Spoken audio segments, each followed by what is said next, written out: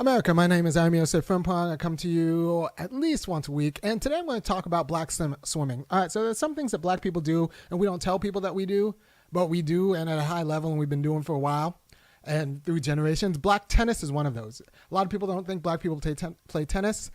I just assume black people only play tennis. I grew up in LA in the 80s, and it was just clear to me that black tennis was a thing, and it's black tennis is a thing all across the nation.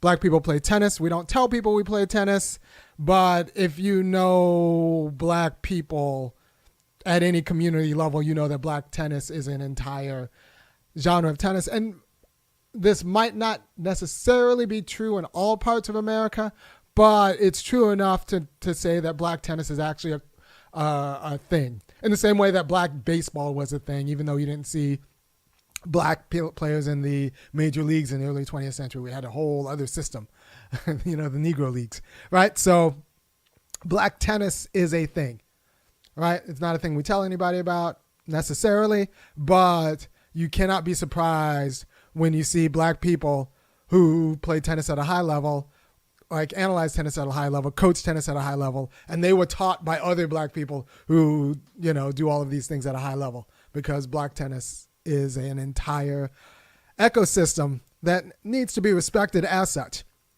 Black swimming is not the case. We do not swim at the numbers we should. We do not have the culture around swimming that we should. Black swimming there are black people who swim, and there may be like a handful of predominantly black swim regions and clubs, but it ain't like black tennis. It's not the case that black swimming, we do not swim. Now, there's a recent study, relatively recent, came out in 2023, I think. 44%, less than 50% of Americans know how to swim. I didn't know this. I'm from California, and in California, I think the number is just higher, because especially I'm on the beach, so there was just a higher incidence of black people swimming. And just like swimmers, I thought more Americans knew how to swim. But it turns out, in terms of being able to swim a lap in a pool, 25 meters, tread water for a minute, basic swim things, less than half of Americans can actually do that.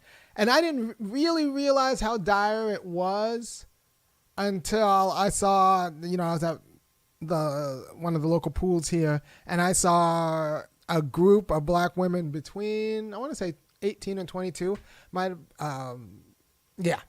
and 22, late high school, early college, and they all came together, and they all went to the community pools, life jackets and floaties and pool noodles, and all of them had all of the things. All of them had all of the things in terms of none of them could swim. So I was just thinking, there are 30 black women here, and none of them can swim. Like 0 of them. Which makes me think that the less than half of Americans, if you just go to black Americans, that number I wouldn't be surprised if that number goes down to 15%. Can swim a lap, tread water for a minute, and I wouldn't be surprised, honestly, if that number went down lower than 10 when it came to swim 100 meters. That's 4 laps, go 1 lap, touch, forget doing a flip turn, just go, touch, come, turn around, do a freestyle back. 4 laps in a pool. I don't know if 1 out of 20 black people can do that. And what does that mean? Well, first of all, swimming's an excellent exercise. And I just remembered this because April 1st, I just, decided that's it. My kids are going to learn how to swim. It's the beginning of their spring break. I had some time. So I took them down, and we did the little YMCA lessons before, but that's barely floating, and it's fundamentally unserious. And I wanted them to actually be able to swim. So I had to do it myself. That's a lot of things in the United States for black people. If you want your kids to be able to do it, you're going to have to end up teaching them themselves. You can't trust the systems. So I go, and April 1st, every day, teach my kids to swim. We got a 2-week membership to the YWCO. Got a nice heated pool. And after that 2 weeks, they're swimming pretty good. And then it's such a great exercise that we just get a membership to the YWCL, plus it's so close. And I just keep working with them. Every day we swim. Every day we swim. Every day we swim. And now my 11, 9, and 7-year-old, they go there. They do their 50 yards of backstroke, and then they do 100 yards of freestyle. Even my 7-year-old can now do that freestyle. And that was April 1. So April, May, June, 3 months. Now all my kids, my older two were pretty good pretty early, but my youngest one's 7. He's young, so 50 yards is a long way. And so and I watched the technique. I've never taught swimming, but I watched the technique on YouTube, and I just watch a lot of YouTube videos. YouTube's done wonders for parenting of this generation, or the potential of parenting for this generation, because you can teach your kid to do anything once you learn it yourself on YouTube. So I, watched a ton of YouTube videos, and then the next day I would teach my kids, all right, relax your shoulder here, make sure this gets out of water, right? Help your form, don't bend your knees, kind of keep straight like a pencil, and I would just work with them slowly, and now they swim pretty well and pretty fluidly. And they will never be one of those people, one of those black people who go to a pool and then like grown people and need floaties because they can't swim. And I don't know how it makes me feel. It would be one thing if swimming was something ethically arbitrary, but it's actually a wonderful exercise, because now we still go every day. They do their laps, and then they play on a diving board and stuff like that. I can relax because they can all swim so well. And I do laps. Like I do quarter mile. I do, 400 meters at least, or sometimes a little bit less, but pretty much I just do laps now. And it's good because it's actually occupies my mind in a way, because I'm now, since I'm an adult, I'm constantly kind of improving my form and finding little ways to get more efficient. When I first started with them, I was just a regular swimmer. I could, I grew up in California, so I could swim, but I wasn't great. I could go, 25, 50 meters without drowning. And now I can go, quarter mile, not a mile. I don't think I've tried a mile yet. But anyway, I could train for a triathlon and do fine. But because I've spent the time to learn the technique, because I was teaching the technique to my kids. And by the time my kids are in junior high, we'll probably all do a triathlon together, because they're also pretty fast on land. But I'm just horrified that this wonderful exercise and wonderful experience, because it uses your whole body and a little bit of your mind, and it's just I always feel better every time. Like I swim, you swim 200. That's what, 8 laps. You swim 200 meters, and you just feel great. You feel great. You swim a quarter mile, you feel even better. Like at the end, and no matter what other workout I've done that day, if I swim laps at the end, I just feel like everything just better. It's gotten blood into everything in my body. And I think more black people should have that in their life. Now, we were segregated out of swimming pools for a long time because of the fluid exchange in the water. It was a little bit too intimate between the blacks and the whites. But now it's just more of a cultural bias that I think we need to address with a little bit more seriousness. And also, swimming is one of those things that it really does profit from learning proper technique at a young age. And you could be horribly inefficient and not have a great time, and be a little bit more efficient and have a much better time. And it saddens me to see us locked out at a young age. And it's also one of those things that you could do forever.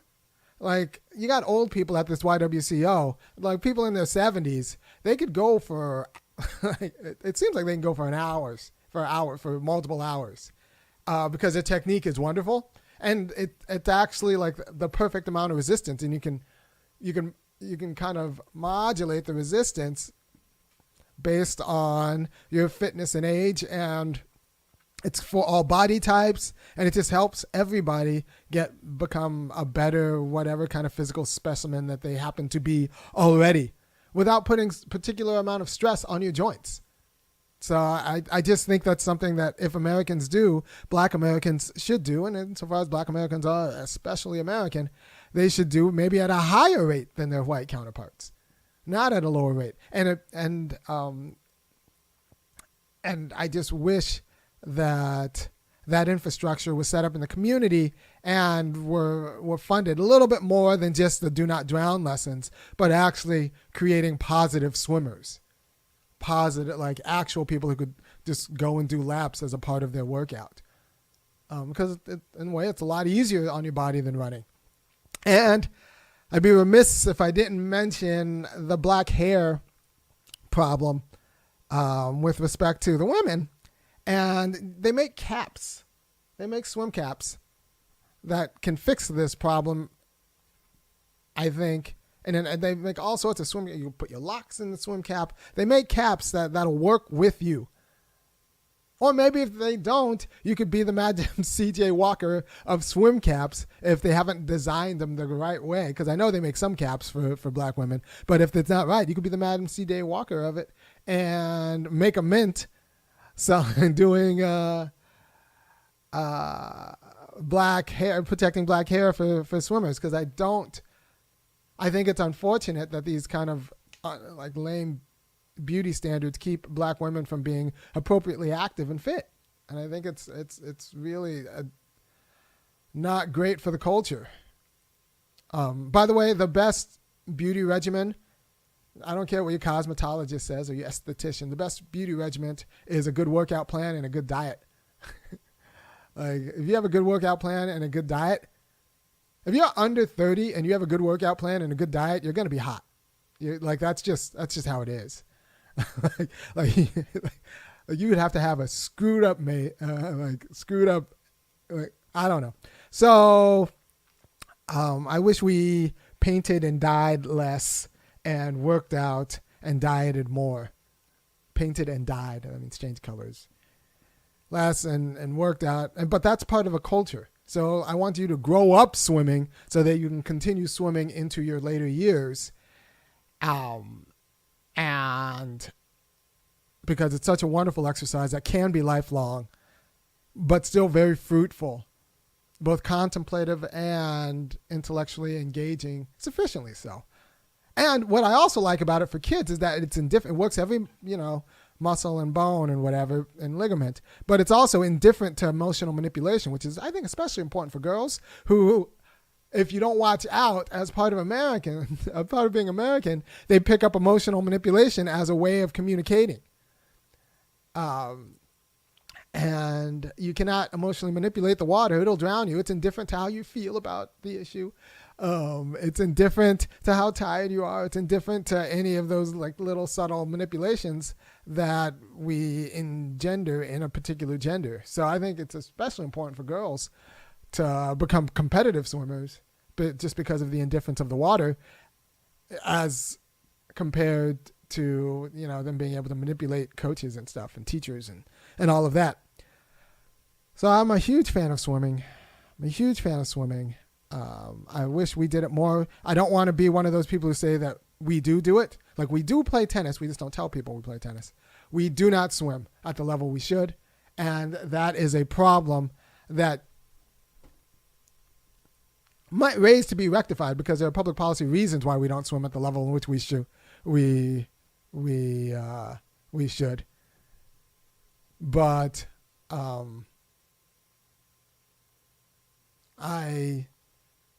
want us to talk about it. So go ahead and talk about your swimming journey in the comments. And I don't want us to fool ourselves into thinking that black people do things we don't do. We do play tennis. We do not swim.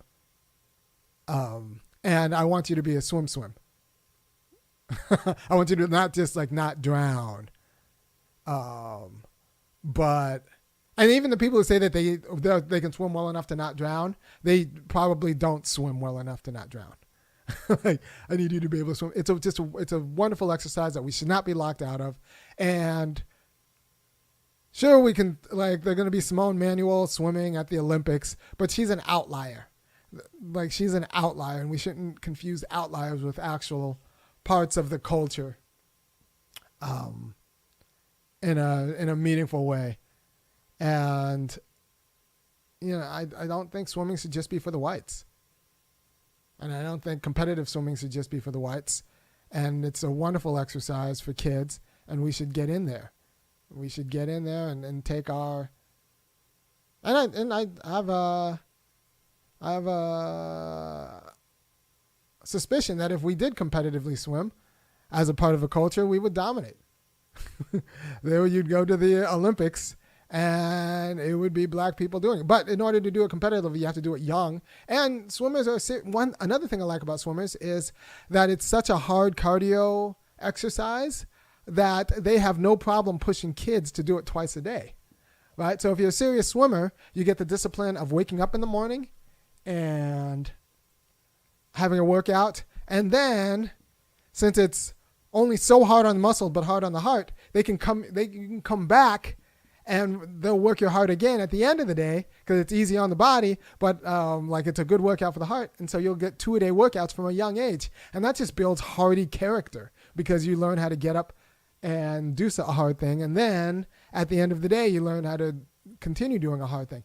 I'm going to do a whole show on the importance of morning workouts for young people because I think that it's underestimated how important it is to get your kids up and do something hard before school starts. I think it's underestimated how it is. And then you read about all of these people who low-key, parents got them doing morning workouts, or it's institutionalized like it is in swimming, or the LDS church where you just get up, you go to seminary, and you go to seminary, and then before school, and that's just part of what it is, the metabolism of your day. You get up, you do something hard before school starts. I think we need to think about it. It almost doesn't matter what the hard thing is with qualification. It almost doesn't matter what the hard thing is, but I think that you need to get kids up and do them to do something hard before school starts, and as part of their ritual. And there aren't milking cow chores anymore that kids have to do, but I think it's good to get them to do something else. Some sort of excellence before school. All right. Thank you for your time. Like I said, go ahead and share your swimming journey in the comments. I think black people should swim. I don't think they do. And I think it might be as bad as actually can do 50 meters, just one length of the pool touch and swim back. I wouldn't be surprised if it's like 7%, which is unfortunate because it's such a wonderful exercise. And like I said, I always only feel better. Sometimes after a run, sometimes I'm a little bit more achy. I usually feel better after a workout in the gym. I'm sometimes stiff, so I don't feel better in all ways, but I usually feel better. After a run, I usually feel better, but sometimes I don't. And I run a lot. Sometimes I'm just exhausted and need to think. But after a swim, man, no matter how hard the swim was, I always feel great. I always feel great because it just gets blood in everywhere. It works out the lactic acid while creating other kind of lactic acid in everywhere. So, swim. Go to YouTube to learn how to swim. Go in the pool. I guess if you're an adult and you don't have a daddy like me, pay for adult lessons because I think the teachers are probably pretty good at it. But, go to YouTube and learn the technique as you're on your own, and then pay some professional to hold you up as you float on your back, and then work you through the drills on your front till you can learn how to freestyle, and then do your work because it's just a high quality of life. It's an exercise that leads to a high quality of life. All right, thank you very much, and I will talk to you. And if you appreciate what I'm doing, go ahead and go to www.funkyacademic.com and kick in $5, $15, or $50 a month. None of this comes for free, and I'm going to do some pretty hot topics.